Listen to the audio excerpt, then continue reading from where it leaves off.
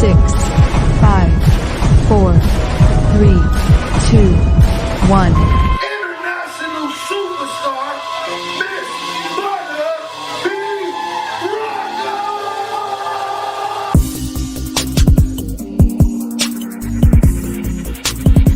You are now tuned in to Butter Bee Rocker on Transparency Talks Podcast.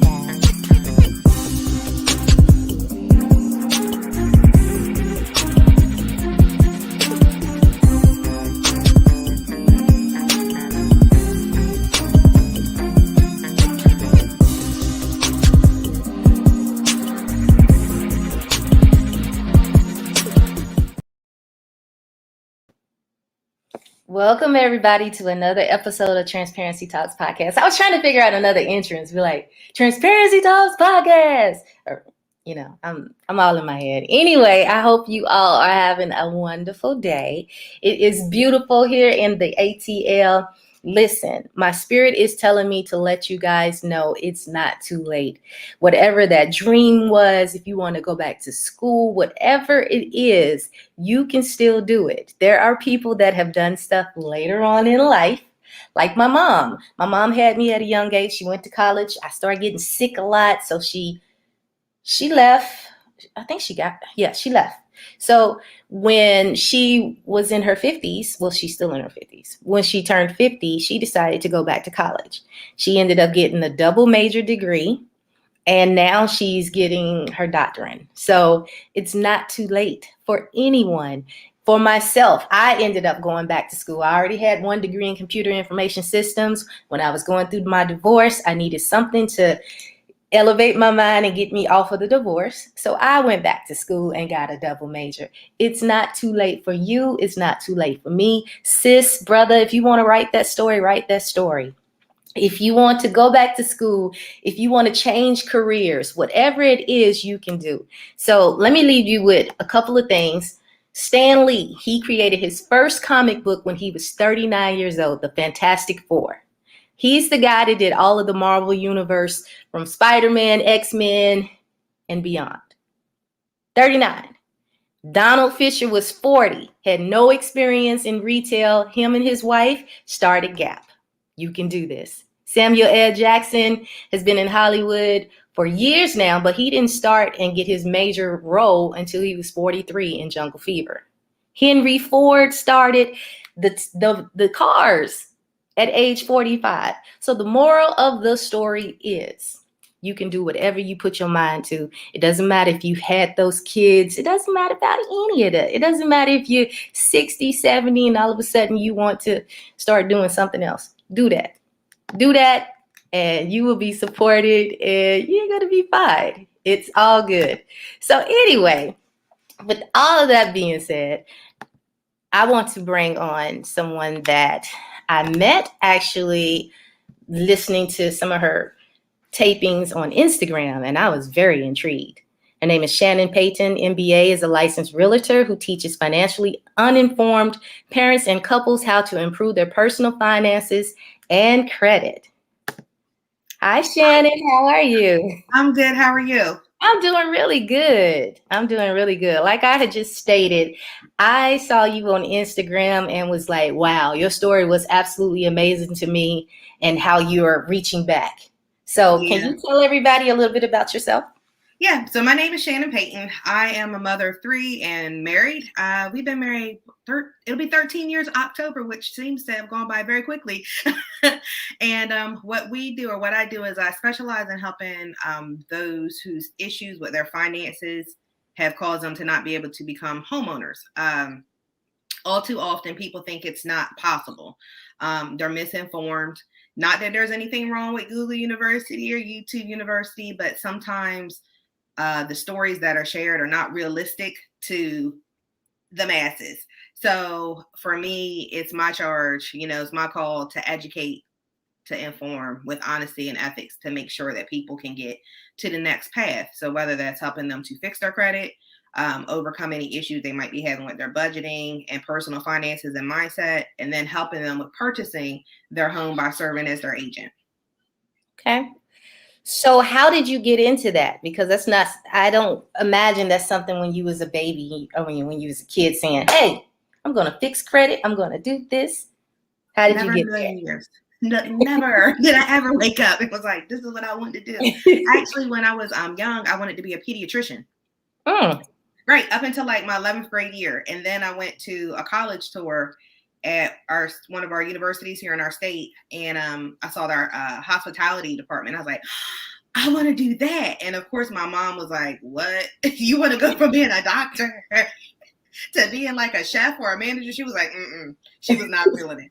So over time, I did end up getting my undergraduate degree in hospitality and tourism management. And then I started to live life. And I wasn't prepared. So I can remember when I first moved out, I moved away from my state and I moved to Massachusetts. And it's definitely a different type of thing because the cost of living is different. I had no idea about cost of living, trying to determine how to pay my bills. And I'll never forget, my cousin gave me a book by Susie Orman called Young, Broke, and Fabulous. And that's kind of where I got like my grounding about credit and what to do and what not to do. And then through my own experiences, and fast forward a few years, got married. We became a young family, not even a few years, maybe like 6 years, and life hit a little harder.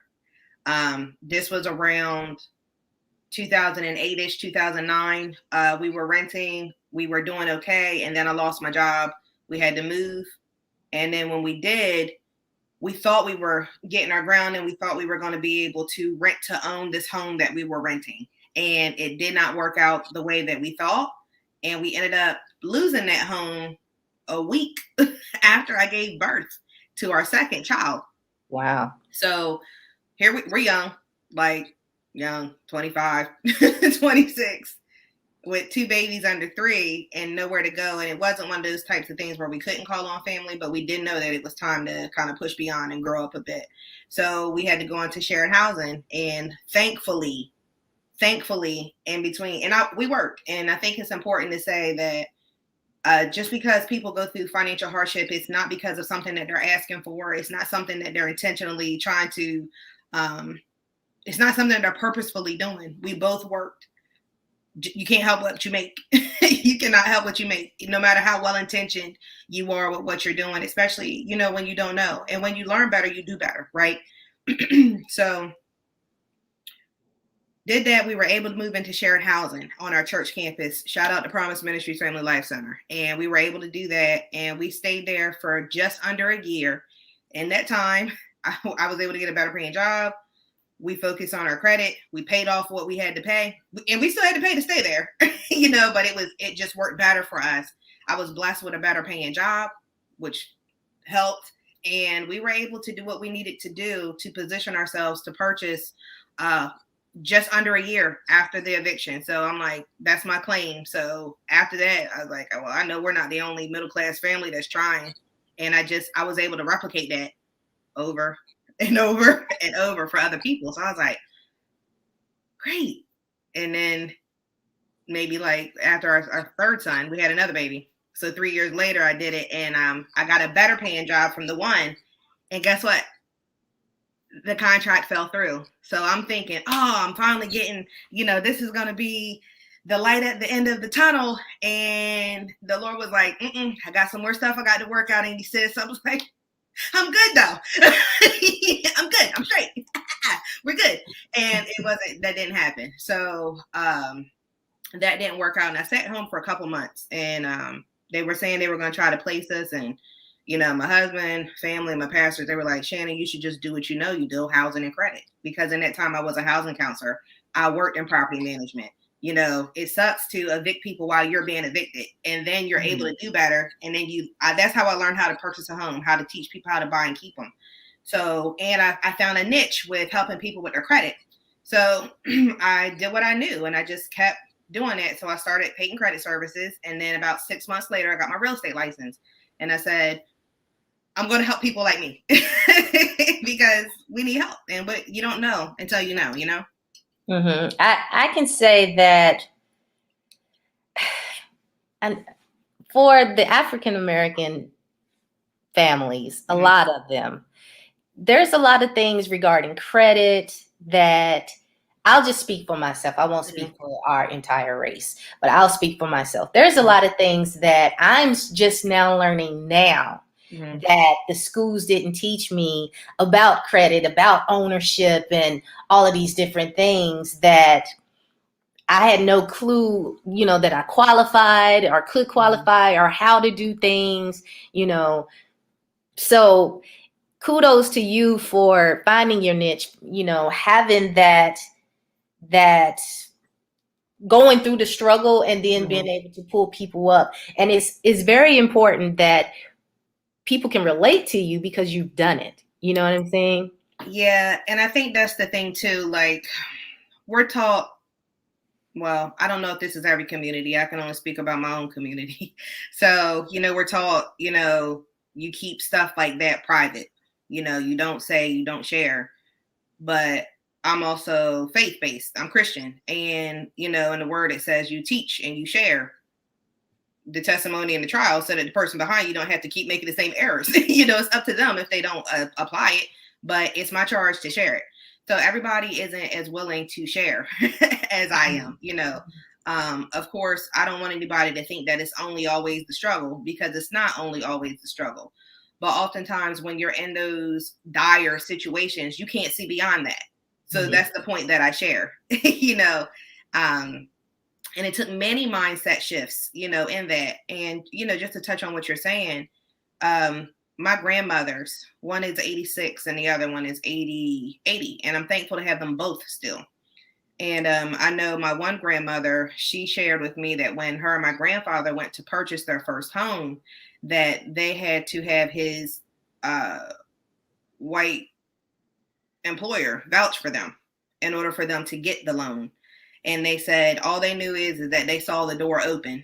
They bought their first piece of property for like $2,000 or $3,000, paid it off, and then they just kept buying the properties around them.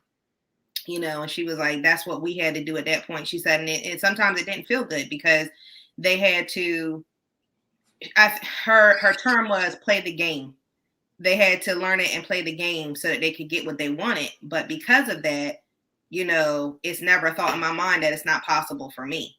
Because if they did it, and that's back in the 60s and 50s, then what more for us? And I think what we don't understand too as a generation is that we have an opportunity that our forefathers fought for, and we don't necessarily sometimes link it. They fought really hard, like for us to be able to be homeowners, for us to have a better understanding, but they didn't always teach us. And now we have so much information available to us. So it's important that we apply it and that we have these dialogues and these conversations so that everybody can learn more. It's not about who's the best person, who's teaching it this way and who's doing it that way. We have to all reach each one that we can so that as a whole, we can all grow. Absolutely. So in doing so, how do you find your clients that need help trying to get into a home? So I teach a lot. I think this is the most downtime I've had in teaching. But I'll host a home buyer workshop every month to make sure that people, anybody who's interested in coming out, that they come, they learn, I answer their questions. I have a group on Facebook where, we're called Pathways to Homeownership, if that's okay, where I share, ways that you can get to start, because it's hard to tell somebody, again, that they can own a home if they're living paycheck to paycheck.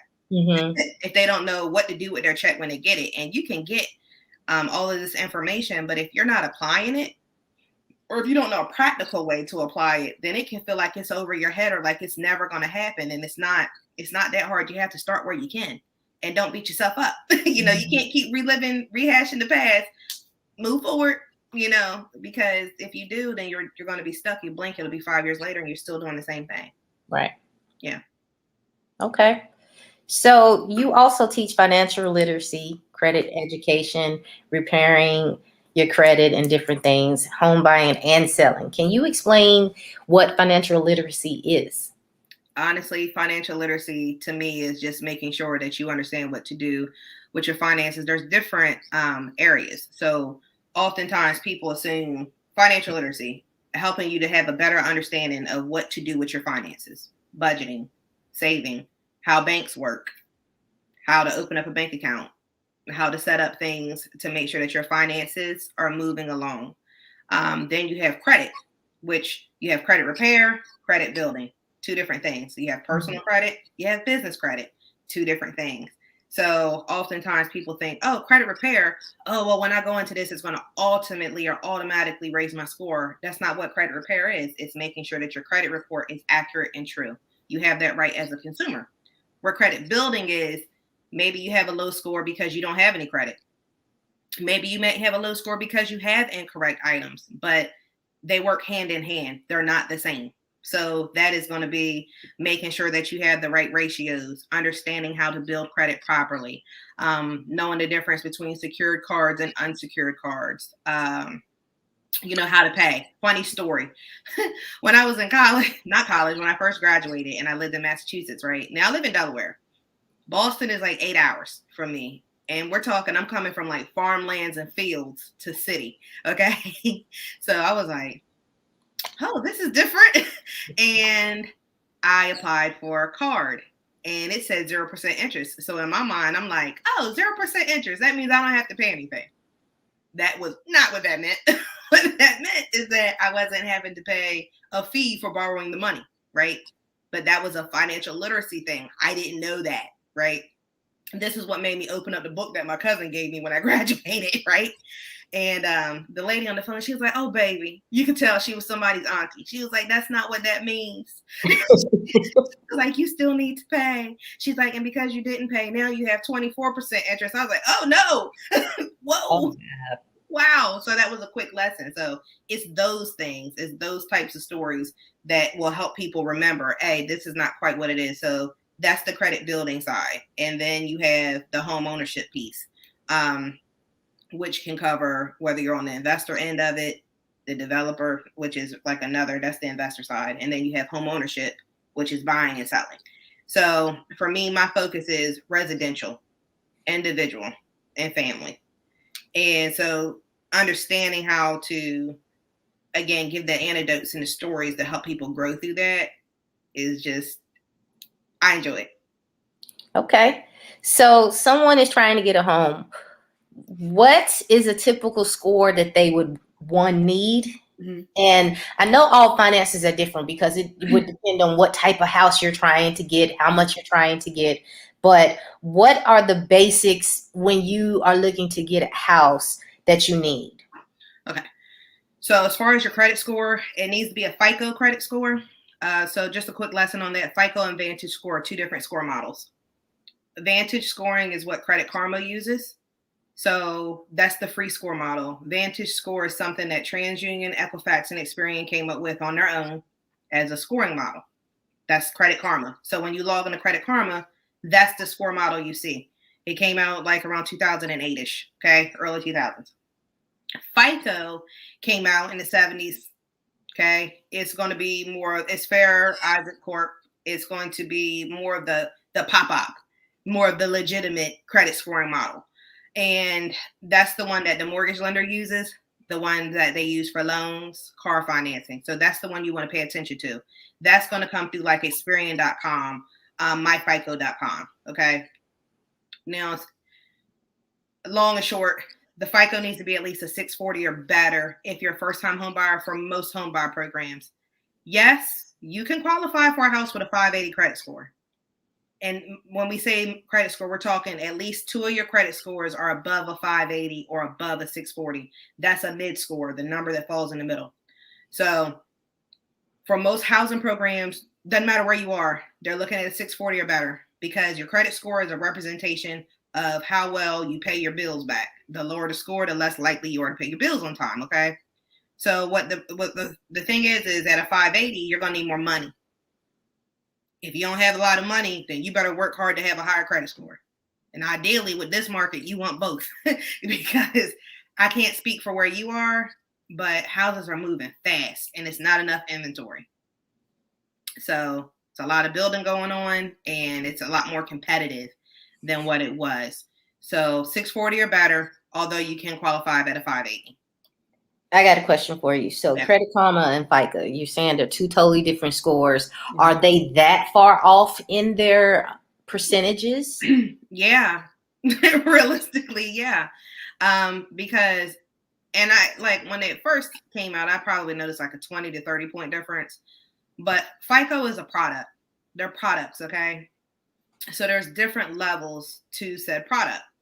So long and short, FICO 2, 4, and 5 is what they're using to qualify you for a home. We're on FICO 8. So it's still using an older model to do that. So it's the way that the algorithms work. So yeah, they're very different. Vantage focuses more on what you're currently doing. FICO focuses more on what you've done. Gotcha. Okay, so now take us through the process of building your credit. How does one raise their credit scores? So the biggest and the easiest way to do it is to really focus on the 5 parts of a FICO credit score, right? Excuse me, I'm sorry. So the first thing that you want to do is pay your bills on time. It doesn't matter. I don't care what anybody says. You want to pay your bills on time. When you pay your bills on time, that means that when people let you borrow money, that you are going to pay it back. Period. If I borrow $100 from you and if you let me get it and if I don't pay you back, are you going to let me borrow it again? No. All right. Now, if I borrow $100 from 5 different people and I've paid none of them back, aren't you going to say, hey, is there a way I wonder if I could find out if these people are paying their money back? Let me credit report. And then when you see that, you're like, But if I borrow money from everybody and I've always paid them back, then you're more likely to let me get more money. Absolutely. That's how the the payment history section is. And that's 35% of your score. So that's the first thing you can do. Make sure you pay your bills back on time. And I tell people, if you can't afford to borrow it, don't. Right. And if you're forgetful about paying, then set up auto pay, at least for the minimum. Right. And then you can log in and pay more. But just do that part. The second thing that you can do is not only pay your bills on time, but pay more than what's owed. So if I'm going to pay it, I need to, if it's due on the 30th, that's fine, but I need to pay more than the $35 because oftentimes the minimum payment due only covers 3% of the actual amount that you borrowed. The rest of it's fees, because credit companies make money off of fees. That's just the reality. Banks too. That's just the reality of what it is. So that's the second thing you can do. So pay your bills on time, pay what you owe or more. Now, this is something that's not exactly in here, but I still want to say this. Oftentimes I talk to people and are like, I don't even use my credit cards. I don't understand why my score is going down. That's why. You need to show that you can use it. If you're not using it and you have it, eventually what they'll do after like 6 months is close it. Because again, they make money off of what? Fees, the risk or the hope that you won't pay or the interest for letting you do it or that you have to pay later. A couple dollars from hundreds of thousands of people equals hundreds of thousands of dollars. So that's just how that goes. So that's another thing you can do. Don't close out these credit cards. Oh, I had a bad experience with the credit card. I'm just going to close it because I didn't like what they did. Okay, well, let's go back. They're a business. They're letting you borrow the money. What did you do? I hate to be that person. I don't want to be that person, but let's bring it on back. It's not what they did. It was your lack of understanding of how to use it. Mm-hmm. That's okay. Keep it open, learn how to use it, and let's move forward. Okay. Because let's say you've had a credit card for like a year, but you might only miss one payment. Well, if you close it, you're missing a whole year. It takes about a year for it to actually start to really hit hard for you, So it takes time. So don't close out the cards. Just learn how to properly use it. Educate yourself on how to do it. Use the card, get it, use it, pay it when the statement comes off. That's the most basic way to use a credit card. Now, as you start getting a little bit more advanced, then you can get into paying attention to the statement close date and the statement due date, 2 different dates. So my statement might close on the 25th. My payment's not due until the 2nd. Okay. So if I pay anything before the 25th, even if I borrowed it in that month, then what reports to be due on the 2nd is going to be lower, even if I use more because I paid it. Does this make sense? Yes. So that's the more of the advanced thought. And some people do that and they're able to do that just fine. So they might have a credit card that they use that's maybe $1,000 and they'll pay like $800 worth of bills and they'll pay it off before the statement close date. So by the time it closes, it might be down to 100. So every month it just shows $100 as opposed to what they actually used, which was 8. Okay.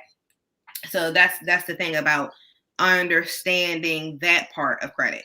The next thing you can do is kind of open up or what we call credit mix, which is lower on the percentage, but it can show that you can use different types of credit. It's not just credit cards. It might be personal loans. It could be installment loans, or which is considered a personal loan, meaning the payment is the same every month.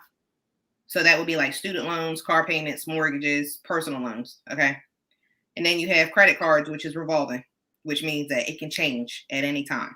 So if you can show that you can use both of these types, then they're going to be like, oh, not only is she using it, look, Butta B is using it and she's paying it on time.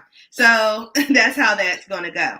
And then lastly, if all that's not working for you, which is never going to be the case, you can open up new credit. Now, most people who have good credit are not opening up more than maybe like one card every couple of years. They're not looking for cards all the time. So those are just some of the basic 5 areas that you can start in. So it's not just, keep it at 35%. It's the reason behind that is that I just shared. Mm-hmm. Yeah. You definitely dropped some great dimes. I have a friend who they ended up, because she wasn't using her credit cards, they ended up lowering her amounts. Mm-hmm. And I was like, really? Because I didn't know that they would do that. But yes, she called me and told me that. I was like, wow, I found that to be interesting. And they told her that she wasn't using the card enough. Right. Because again, if I'm not making money off of you, it's not beneficial to me. Got it. Now, this happened to me. I went on to Experian and there were some things on there that wasn't me.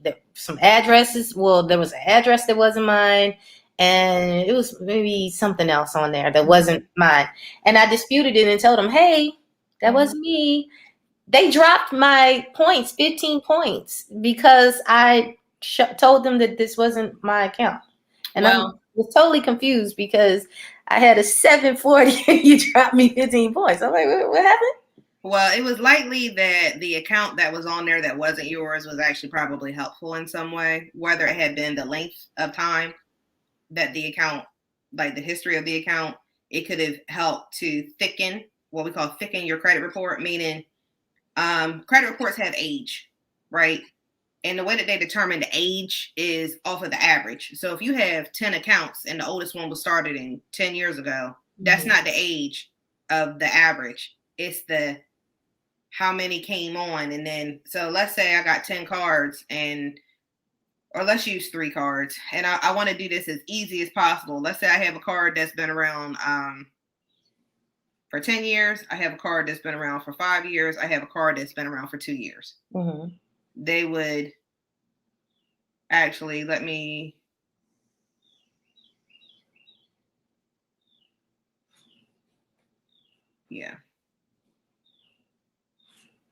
okay. I have a card that's been around for 10 years. I had a card that's been around for 5 years. I've had a card that's been around for 6 years.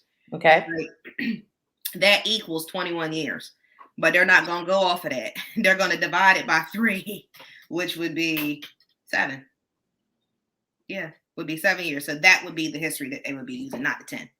So let's say that I disputed one of those accounts. Maybe it was the 10 year. Maybe it was the 10 year. Well, that drops me from 7 years down to like 3 years or just over between 2 to 3 years. You understand what I mean? I do. 11 divided by 2, I'm sorry, it's 5.5. So that drops me from 7 years to 5.5 years. So it could have been any variety of things. It could have been that account was contributing to your history. It could have been that account had a good payment history and it was contributing to your ability to pay. It could have been any variety of things. Most people, you need at least 5. They say just to start, you need 3 to 5. Ideally, they want you to have like 10 trade lines or lines that show that you're doing what you're supposed to do. So Let's say that it could be in any variety of things, but it was unlikely that it was just disputing. It was more likely that the information that was there was helping your profile in some way. Okay, I don't understand. I still don't understand it because I've been living in my house for over 18 years, and before then had property that I owned, and they just completely. I mean, this was an address I ain't never seen before, and I told them. I mean, they say if you see a discrepancy disputed, Right.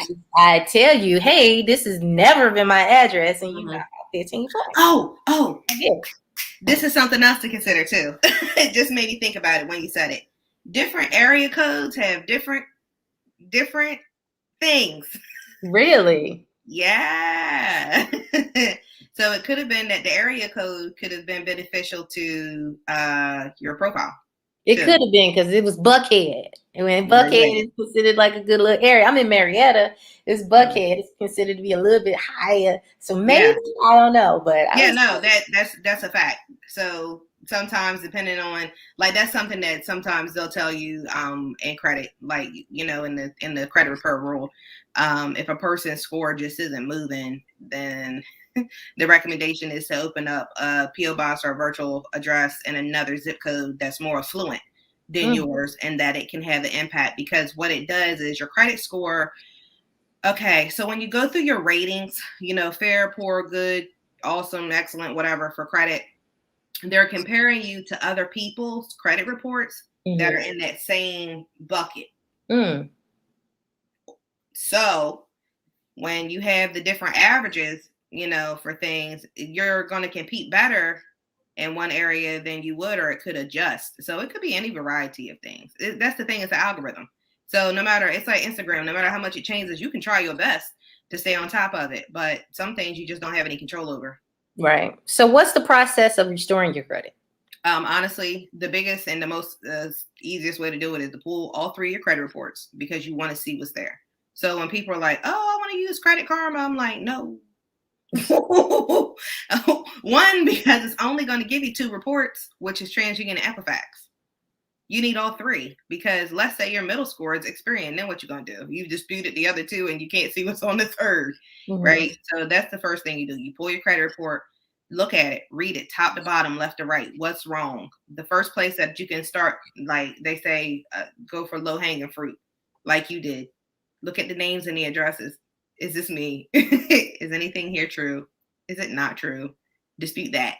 I don't know. I don't know about the whole dispute thing. I'm done with the disputing. She's like, I'm over it. So what disputing means is you're just basically writing a letter to the credit bureaus and saying, this is what I saw and this isn't true. Fix it. Because as a consumer, you have the right to an accurate and true credit report. If what you see on that paper is not the same across the board, then that means that the information provided was not 100% accurate and true. That's not your problem. That's their problem. So you have the right to dispute that. So when we say dispute, it's simply writing a letter. Hi, I'm Joe Blow. This is where I live. Anything that doesn't say this, it does not need a report in this area. Start there. All right. Now, the thing with credit repair is it works in 30-day cycles. So there's nothing you're going to do to rush that. I don't care what they say anywhere. I've heard people say, when I first learned the Clubhouse in November last year, they was like, yeah, go in. And there was some system that they were using to hurry up and flip answers to things like with TransUnion. And you know what TransUnion did? They shut down the portal. So then you still have to go back to do it the way it needs to be done. So go and look at your basic information. Read over your credit report. Look for the stuff that just isn't true. You don't have to lie about stuff. If it's not true, it's not true.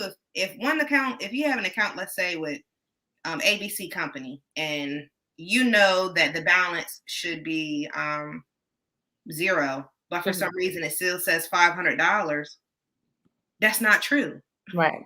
So you can just write a letter to the credit bureau. Hey, I pulled my account, my credit report, ABC company's information isn't correct. Please correct it or delete it. They're going to do whatever you say. So they're either going to correct it or delete it. Okay. And they have 30 days to do that. That's what the rule says. They have 30 days to do it. If they don't, then you can say, hey, you had 30 days to do it and you didn't do it from the day that they receive it. Not from the day you send it, from the day that they receive it. So we tell people to do certified mail or have some sort of way to track the day that the things were delivered. So I tell people just add in a couple days. Read through, dispute the stuff that you can see, that you know by fact, the things you have proof of. That's the most basic way to do it. Look for balances that are off. Look for incorrect names, inaccurate addresses. Maybe the status of the account isn't correct. And it's kind of unfair to say, look for these things if you don't know how to read a credit report. Because oftentimes people look at a credit report and they're instantly intimidated. And it's not intimidating. It's just understanding what to look for. Like, which is, I actually taught a class on. I was like, hey guys, this is how you read a credit report. Because it doesn't matter if I'm telling you these things if you can't start at base. Remember, I said my focus is getting you the base to understand so that you can move forward. So I can't get you to a little bit of a sidestep. I can't get you to investing and understanding crypto and stock markets, which is that's not my area. That's not my baby. My baby is this. But you can't get there if you can't even understand the basics of how to open and read a credit report. Can we teach you how to use credit properly before we can talk about what you can do to leverage it? Right.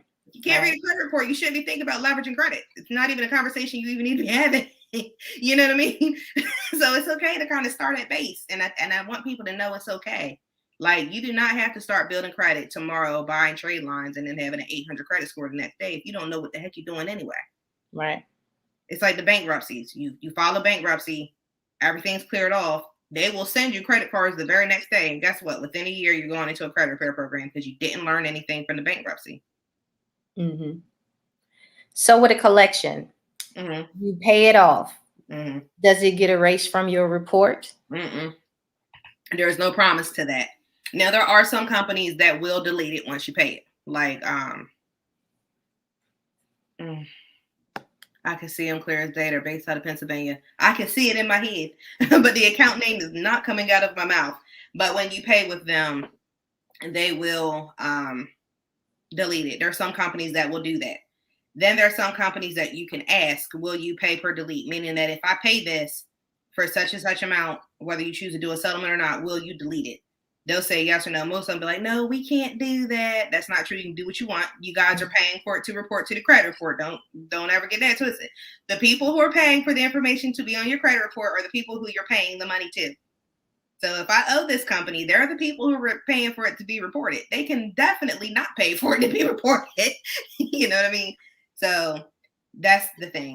Have the conversation before you pay. Because if you have the conversation before you pay, then you have a little bit more leverage than if you pay it and then you're asking. Or you can ask, you might get a nice person on the phone. If you get a person who's not, then call back at another time and see if somebody else will do it. So collections don't always come off just because you pay them, which is a misconception. If you're going to pay a collection and you want to negotiate it in your benefit so that when you do pay it, ask. Every company doesn't include it. And they're not required to, and they'll tell you they don't have to. I mean, it's up to them. They're paying for it to be there, you know? So with the collection, there is a, what am I trying to say? I just lost my train of thought. Sorry. With collections, there is, they hold it for 7 years and then they're supposed to drop it. Mm-hmm. But I have known people that tell me that something was supposed to get off of their account and then another collection agency ends up buying it. And then it like went on to their account under a different name. So is that legal? Okay, so you're talking about re-aging. And the way that it goes is this, and it's so funny, like as often as I've done these podcast interviews, I've never had some of these questions, so I love it. It's making me really think. So the way that it goes is it's the date of last payment. So whatever the original date of the last payment is on the original account is when that time clock starts moving. Okay. So if it's been 7 years and so if a collection company buys it, they can report it, but that means that the previous company isn't still keeping that balance open. Okay. So if I owe ABC company $500 and they keep it open for 6 years, 6.5 years, and then 1, 2, 3 collection company buys it, ABC company now needs to make my balance 0. And then it needs to say that that's with the collection company. Right? But does that start 7 years over again with 1, 2, 3 companies? So it's from the original debt. Okay. It's from the original debt. And like on your credit report, two companies can't report collecting on the same account. Mm-hmm. Okay. So when you're looking at the original one, usually, I mean, most companies, like, it's 6.5 months, 6.5 years, people will like say, okay, or 6.5 years or 6 and 9 months. They'll be like, okay. But the thing is that don't call and be like, I want to pay. That's where people mess up. They're like, I'm just trying to clean everything up. Let me pay. And then they think that they're going to keep up with the payment and they don't. And then that restarts the clock. So you have time barred clocks, and different states and different types of debt have different types of timing. So it just depends. Like where my state's 3 years, there's some that have 10-year clock. So it's like, if you don't know what you're doing, go ahead and pay somebody. They're like, don't you pay for credit repair? But the reality is if I'm not a good painter, I can paint, but it ain't gonna be pretty. I'm telling you, it's gonna be some divots, some dots, and some marks on the ceiling. It'll be painted, but I might have to replace my carpet when I'm done. Well, why do that when I can pay somebody who's going to do it properly, and I'm going to save my money on having to replace my carpet, and I'm not going to be upset with myself with an eyesore from looking at the ceiling, be a little jacked up. So, it goes deeper than just, I can dispute. Now, if you got like a couple, like 4 accounts, go for it. But I mean, I've seen 57-page credit reports. Wow. No, it did fine. She bought a house last year. No, earlier this year, matter of fact. Wow. Okay. So how can people hire you to help them with their home, credit repair, credit building, and all of the above? So the best way is to be my friend on Instagram. It's the Credit Realtor. So if you type in the Credit Realtor on Instagram, you can find me there. My name's Shannon Payton. And honestly, you can I try to make it as easy as possible. Just click the link in the bio and select what you need. So whether it be credit building, helping you to do credit repair. And listen, the credit repair works both ways, whether you want us to do it for you or whether you want us to teach you. Because we understand, again, everybody's budget isn't to pay me. Some people may need to just have a way to learn. So we do that both ways. Or they can hire me to be their agent, and we can do consultations if they feel like they need more of an in-depth. Shannon, I don't know what I need to do. This is help me with a plan type of thing. So we do provide those products and services to people, and it's available there. And the fees are attached. So I'm not one of those types of people that hides things like some people do. They'll be like, inbox me for the price. No, it's there. So follow me on Instagram at the Credit Realtor, or here on Facebook at Shannon Payton Realtor, and I'm happy to assist you. We do have a team that's able to help on the credit repair side, as well as digital products and services to help you reach your goal. And our goal is to help you do it within a year, because it can be done. Wow. Okay. Well, I would like to thank you so much for coming on to Transparency Talks podcast and being so transparent with the way real estate work, with the way credit building and restoring and everything works. So thank you so much. And with that being said, everyone, we are out of here. Thanks for having me. You have a good one. You too. Thank you. All right. Bye-bye. Bye.